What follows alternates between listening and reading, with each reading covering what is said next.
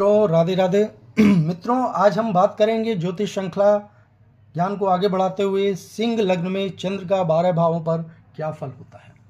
जैसे कि हम सब जानते हैं, चंद्र हमारे जीवन में सुख, सौम्यता, शांति, सुकून लाने वाला एक ऐसा ग्रह है जिसका स्वभाव ही कूल है, ठंडा है। लेकिन सिंह लग्न जो कि अग्नि तत्व का लग्न है, उसमें चंद्र का बहुत अच्छा फल नहीं मिलता।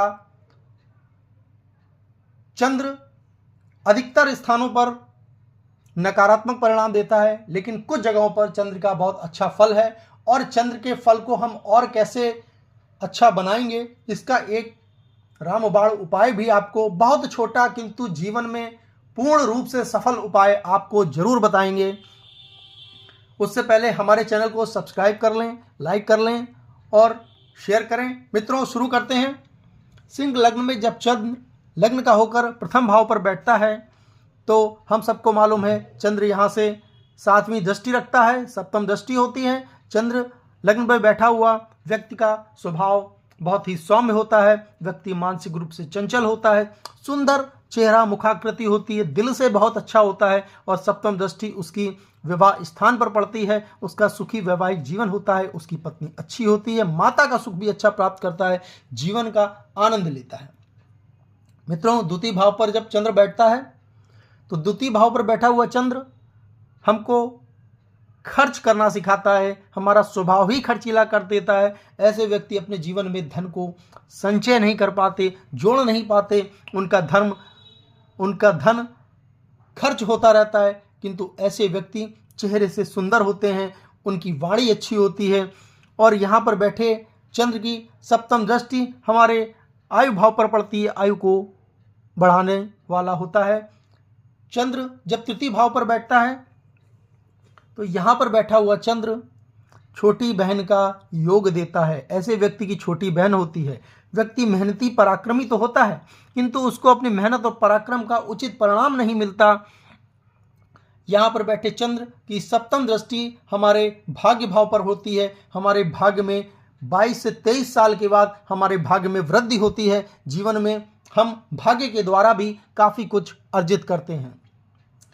मित्रों, चतुर्थ भाव पर जब चंद्र बैठता है तो यहाँ पर बैठा हुआ चंद्र नीच का हो जाता है। माता के साथ संबंध अच्छे नहीं रहता, माता के स्वास्थ्य में भी कमी लाता है। ऐसे व्यक्ति को भूमि, भवन, वाहन उसकी इच्छा के अनुसार नहीं मिलता, कम होता है या नहीं होता। उसकी दृष्टि सप्तम हमारे कर्मेश पर होती है, दसम भाव पर होती है, किंतु ऐसे व्यक्ति का व्यापार अच्छा होता है, धन कमाने वाला होता है, व्यापार से वो अच्छा धन अर्जित करता है। मित्रों, पंचम भाव पर जब चंद्र आकर बैठता है तो यहाँ पर बैठा हुआ चंद्र प्रथम पुत्री योग देता है। ऐसे व्यक्ति की संतान कहीं दूर जाकर पढ़ती हैं, ऐसे व्यक्ति की संतानें पढ़ने में बहुत अच्छी होती हैं, ऐसे व्यक्ति की संतानें बहुत अच्छी होती हैं, उनको अपने माता पिता का नाम रोशन करने वाली होती हैं। यहाँ पर बैठे चंद्र की सप्तम दृष्टि जो है हमारे आय भाव पर पड़ती है। हमारे आय के स्रोतों में वृद्धि होती है, हमारा बड़े भाई से, हमारे मित्रों से हमारे संबंध अच्छे होते हैं।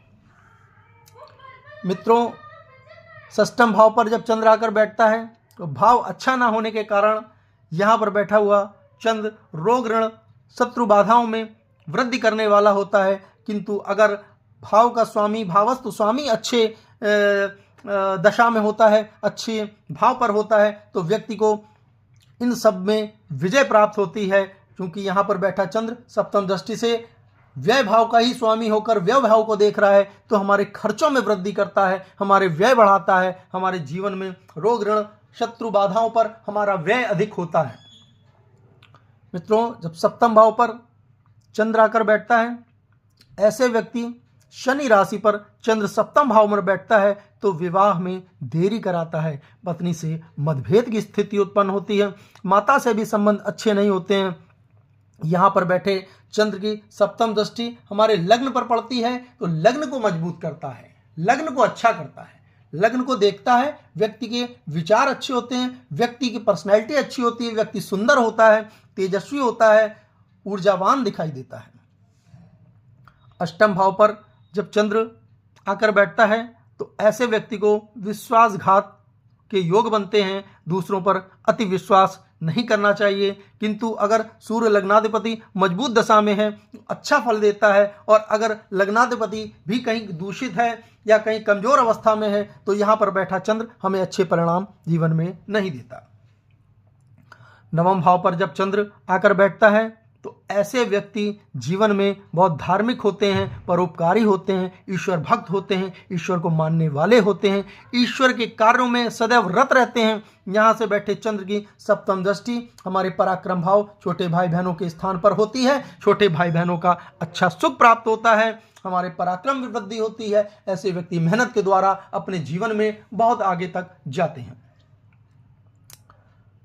जब चंद्र दशम भाव पर आकर बैठता है तो यहाँ पर बैठा हुआ चंद्र अच्छा परिणाम देता है।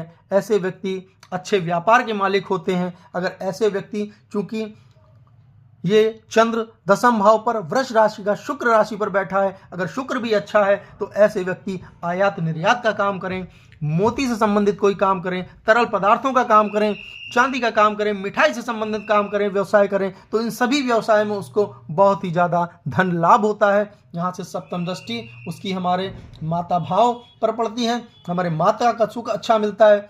ऐसे व्यक्ति अपने व्यापार के द्वारा अर्जित लाभ से भूमि भवन वाहन सबका सुख स्वयं प्राप्त कर लेते हैं और जीवन में बहुत आगे बढ़ने वाले होते हैं। मित्रों, जब एकादश पर चंद्र बैठता है तो एकादश पर बैठा हुआ चंद्र ये हमें बताता है कि ऐसे व्यक्ति के मित्र बहुत ज़्यादा होते हैं, खास तौर से उन मित्रों में स्त्री मित्रों की संख्या अधिक होती है। और यहाँ पर बैठा चंद्र हमें यहाँ से सप्तम दृष्टि हमारे संतान भाव पर पड़ती है। ऐसे व्यक्ति को संतान भाव को देखता हुआ चंद्र हमारी प्रथम संतान स्त्री संतान पैदा होती है। और यहाँ पर बैठा चंद्र हमें जीवन में संतान पक्ष से शुभ लाभ प्राप्त कराने वाला होता है।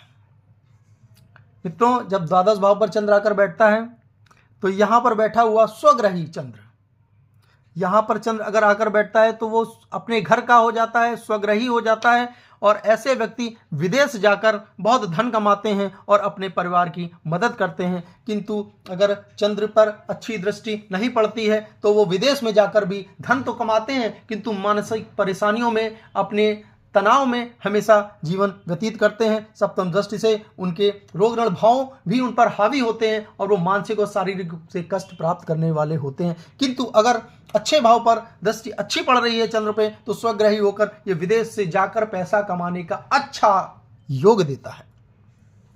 मित्रों, जो भी हमने आज आपको 12 भावों पर चंद्र का फल बताया, मैं आपको बराबर बताता हूं कि ये फल चंद्र की जब आपकी लग्न पत्रिका में महादशा या अंतरदशा आती है तब इसके सही परिणाम देखने को मिलते हैं। और जिन ग्रहों के साथ ये होकर बैठता है या जिन ग्रहों की युति पड़ती है उन ग्रहों के अनुसार भी इसके फल सकारात्मक और नकारात्मक हो जाते हैं। किंतु आपको एक उपाय ऐसा बताऊंगा, आप सबको पहले से मालूम होगा, कोई खास मैं नहीं बताता, किंतु अगर आप उसको मन से करते हैं तो वो उपाय आश्चर्यजनक परिवर्तन करता है आपके जीवन में, आश्चर्यजनक रूप से उस ग्रह के प्रभावों में वृद्धि करता है, सुखी प्रभावों में वृद्धि करता है।